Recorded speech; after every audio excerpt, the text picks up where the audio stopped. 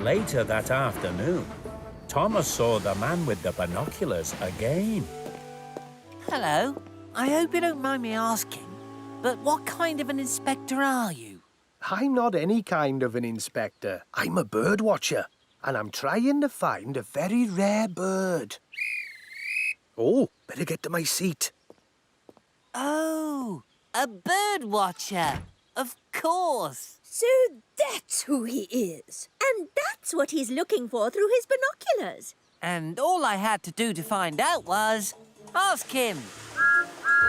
Oh, you're very clever, Thomas. Yes, very clever indeed.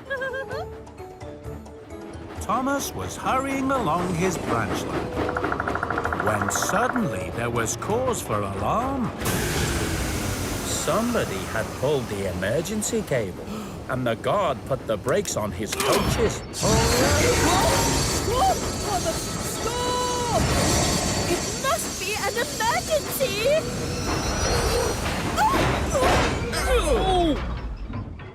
Everyone wondered what the emergency could be. I'm sorry. I got a little overexcited. I thought I heard the sound of a very rare bird I've been looking for, and I wanted to see it, so I pulled the emergency cable. In any case, it's bound to have flown away now. Seeing a rare bird is not an emergency.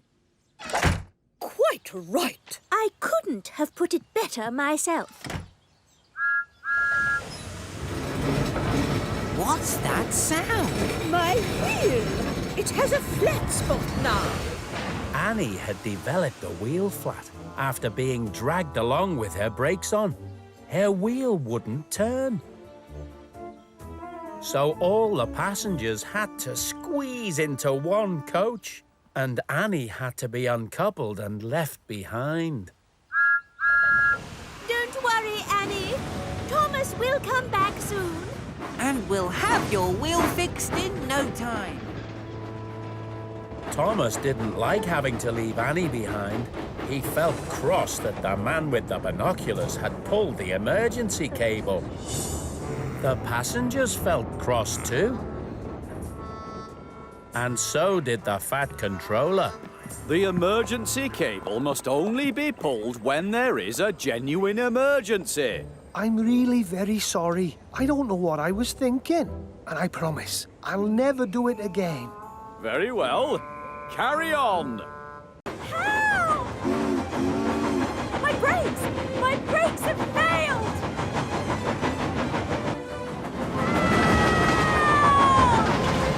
Look out, Emily!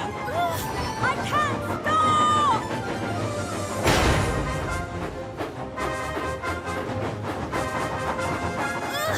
I have to slow her down!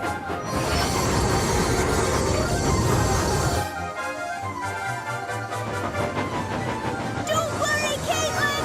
I've got you!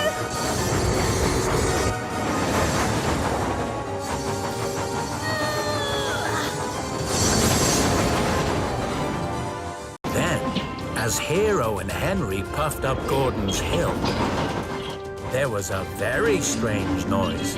But it wasn't Henry that stopped puffing. It was Hero. Hero, why have you stopped? My firebox is blocked. I've broken down. I'm sorry, Henry. You were right. We should have tried to get the new coal. Now we will never get to the docks on time. Don't worry, Hero. You taught me to keep on puffing. So that is what I'm going to do. Henry puffed as hard as he could, and slowly they started to move up the hill. Henry was pushing all the flatbeds, and Hero as well. Well done, Henry! Keep on puffing! Henry clunked and clanked and clattered and rattled. His wheels were wobbly and his axles ached, but he kept on puffing. The dock workers cheered for Henry when they saw him shunting Hero and the flatbeds. Then the Fat Controller came to see the engines. Well done! You got here just in time, hero. And you managed to keep on puffing, even with a very heavy load and bad coal. Thank you, sir. I couldn't have done it without Henry. He kept puffing even after I broke down. Yes, but hero, you were the one who taught me to keep on puffing, no matter what. Well then, it's well done to both of you. Now you must both go to the steamworks to be repaired. Henry and Hero soon had their fireboxes cleaned out. They had some fresh new coal. They were happy to be getting back to work.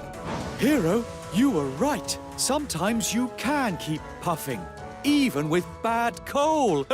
But it's much nicer with good, clean coal. So let's be really useful and get puffing again.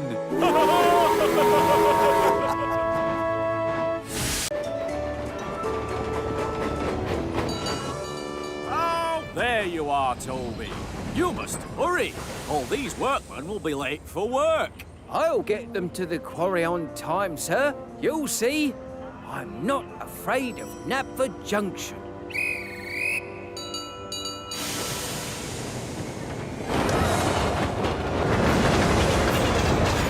Rumbling rails!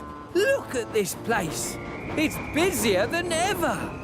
Who am I kidding? I am afraid of Knapford Junction. Just remember what Thomas told you. It's the signal directly above your line. Directly above my line. Toby waited for his signal to go green, but it didn't. Hurry up! We're late. What's the hold up? Hurry up, Toby! You're making me late too! Sorry, James, but my signal is still red. Get up, move on! If Toby says the signal is red, then it's red. Every engine on Sodor knows Toby doesn't know his signals. It must be green by now. Hurry up! But Toby clamped his brakes on hard.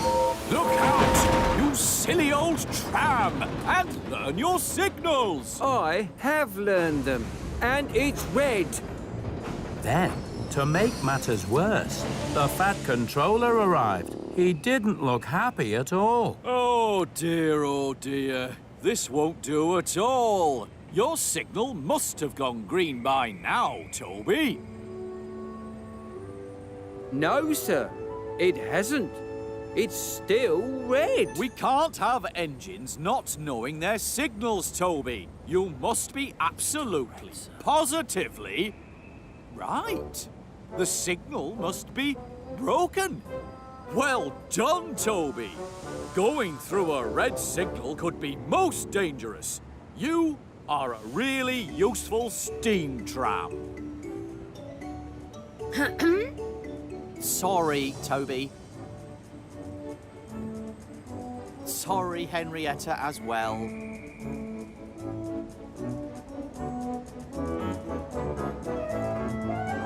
The Fat Controller ordered the signals to be fixed at once.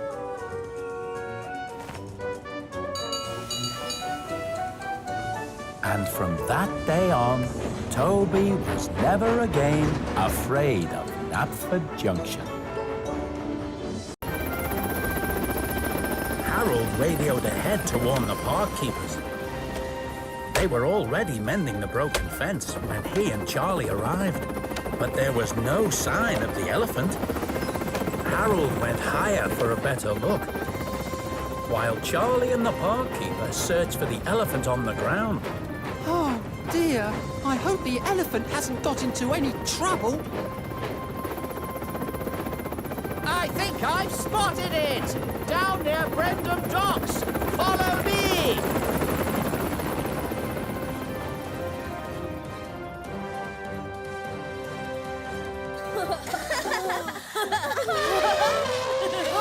The children of Sodor were delighted to see an elephant out and about. Harold and Charlie arrived with the zookeepers and a special truck for the elephant. The elephant needed to be brought back to the animal park so it would be safe. The keeper guided the escaped elephant into the truck. That's it, Charlie. She's in.